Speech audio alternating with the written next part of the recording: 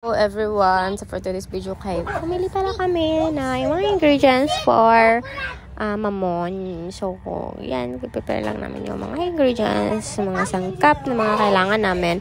Napakasarap ng recipe namin dahil sa mga ninunuan pa to namin yung ingredients. Ciao!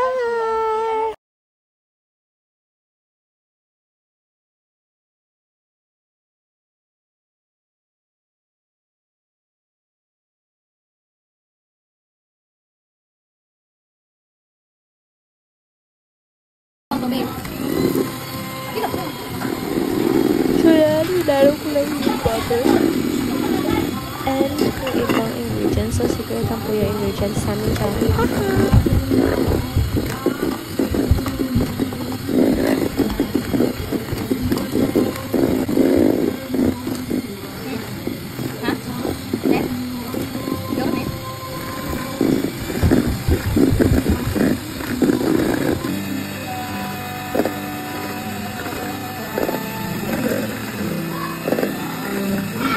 Tapos, nag-ano ako ng white egg. Yan. Nag-flip-flip lang kami dyan para i-mix-mix lang namin para hindi siya ma-over-mix. Yan, ganun.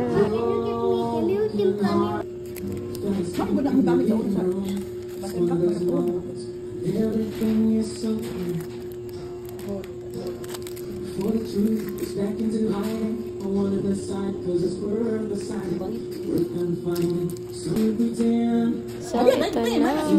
Thank you for watching.